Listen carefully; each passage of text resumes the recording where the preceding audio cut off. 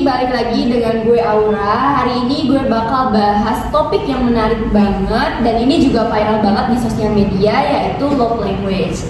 Kali ini gue nggak sendiri, gue sama Putri Ega, ada Tinkan juga. Halo. Oke, tanpa berlama-lama lagi, langsung aja masuk ke topik utama yang akan kita obrolkan. Nah, menurut kalian love language itu penting gak sih? Penting banget sih, soalnya kan untuk mengekspresikan rasa sayang kita ke orang ya. Ya, kalau menurut gue penting banget karena kan love language tuh kayak love language gitu ya, bahasa cinta gitu. Penting supaya kita tuh bisa tahu gitu loh kebutuhan pasangan kita tuh gimana gitu. Iya benar. Nah, btw love language kalian nih apa nih? Kalau gue kan quality time gitu. Kalau aku sih ini ya, love language aku tuh semua, cuman lebih dominan ke quality time sama receiving gift. Berarti kita harus jadi temennya Tinkan biar sering dapat hadiah gitu ya. Iya, ntar kalau gue ulang tahun harus kasih hadiah. Kemarin udah. Gue udah belum nih. Iya benar. Kalau gue lebih ke apa ya? Apa aja sih love language tuh? Ada 5 nggak sih? Ada physical touch, kemudian ada quality time, ada apa lagi sih? Ada act of service, terus receiving gift sama word of affirmation. Ya, kalau gue tuh lebih ke word affirmation karena apa ya, kayak butuh banget kata-kata gitu. Kalau misalkan apa sih namanya, kayak butuh apresiasi atau kayak say thanks atau gimana pun gitu. Sedangkan si pasangan gue nih lebih ke apa, tindakan gitu, act of service ya. Jadi kayak ada perbedaan, Iya, beda. bahasa cinta gitu sih. Tadi kan beda ya. Nah, ada nggak sih hal yang mempengaruhi perbedaan itu? Ngaruh nggak sih perbedaan itu? Ngaruh sih, ngaruh banget. Soalnya kan bayangin kalau misalkan love language kita tuh physical touch ya, tapi si pasangan kita tuh gak suka gitu dipegang-pegang, jadinya kan Risih. Iya. Iya, bener banget. Iya sih, pasti kayak risih banget ya kalau misalkan nggak suka dipegang-pegang. Tiba-tiba dipegang. Ya, Iya, karena iya. mungkin buat sebagian orang bahasa cinta itu tuh termasuk apa ya, nunjukin kasih sayang Iya. ya. Kalau gue lebih ke ini sih, apa namanya, yang ngaruh karena apa sih tadi pertanyaannya? Ngaruh apa enggak? Ngaruh apa enggak sih perbedaan nilai itu? Ngaruh banget, kayak yang tadi gue bilang kalau si apa, pasangan gue ini kan love language ya, sedangkan gue nih word affirmation. Jadi kadang gue tuh ngerasa kayak nggak disayang gitu loh. Jadi kalau misalkan perbedaan love language tuh menurut gue bisa aja bikin ngerasa pasangan kita tuh nggak kelihatan gitu usahanya. Gitu sih kalau menurut gue. Jadi effortnya tuh nggak kelihatan gitu ya. Nah, selain itu apa aja sih yang kira-kira mempengaruhi perbedaan love language itu menurut kalian? Ya, gue jadi ingat satu teori. Jadi ada teori yang bilang kalau misalkan love language tuh bisa juga dipengaruhi sama pola asuh. Oh iya benar. Ya kan? Jadi Iya, kayak gimana cara keluarga lo atau orang tua lo nge-treat lo pas masih kecil tuh kayak ngaruh banget sama lo di kemudian hari gitu.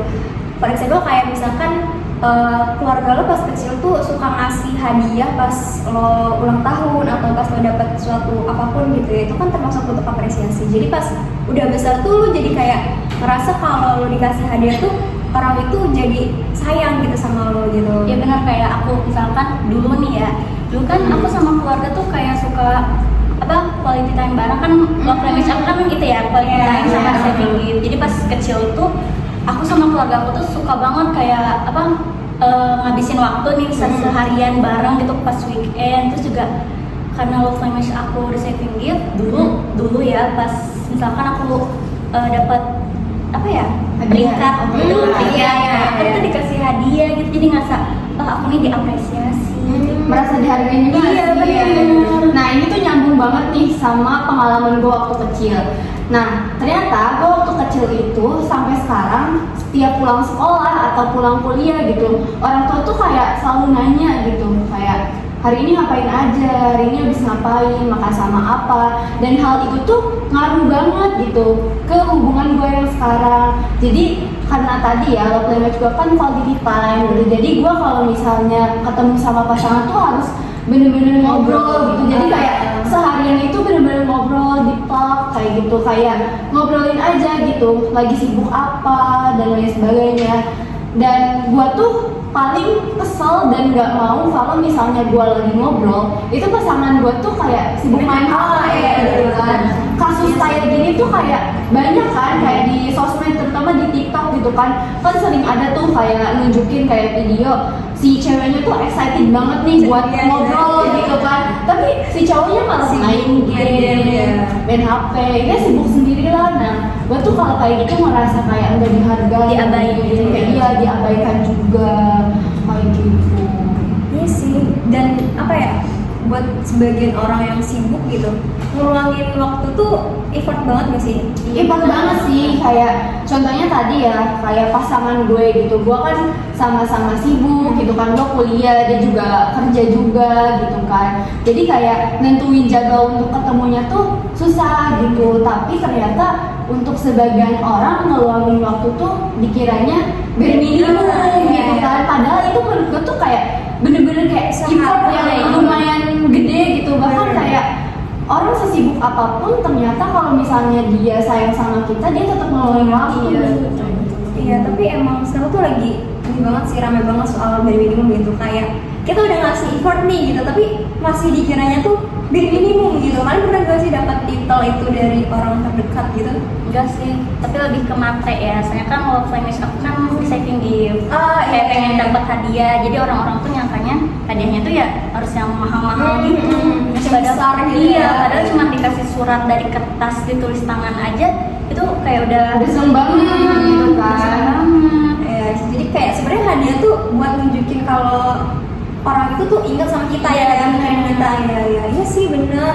Kayak yang tadi gue bilang juga gitu, kalau misalkan perbedaan love language nih kadang jadi apa ya, masalah banget sih kalau misalnya kita nggak bisa paham gitu ya sama kebutuhan pasangan kita gitu. Nah, ini nyambung nih ke pernyataan Ega tadi gitu kan. Nah, gimana sih kira-kira tips-tipsnya nih biar kayak perbedaan itu tuh nggak jadi konflik gitu buat hubungan kalian?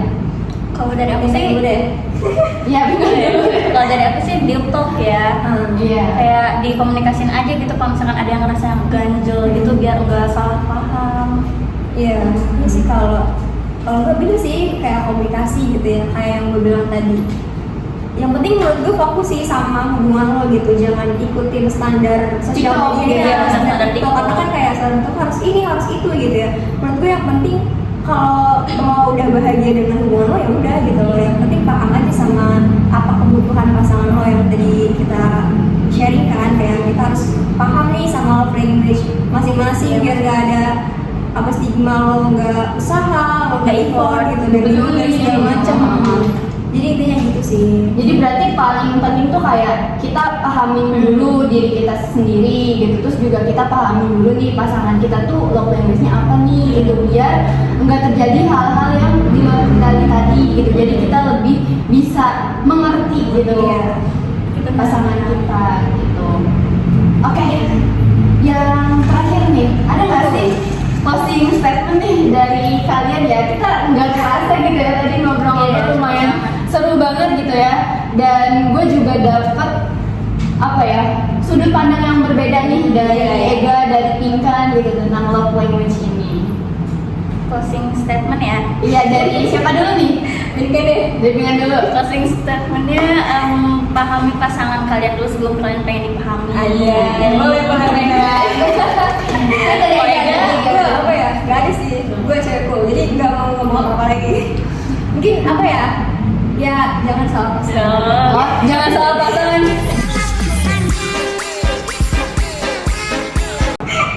Oke guys, hari ini udah selesai. Thank you juga Pinkan, Ega udah share pengalamannya, menarik banget, dan semoga ini jadi pelajaran buat kita semua, buat teman-teman yang nonton juga. Terima kasih udah nyimak sampai selesai. Sampai ketemu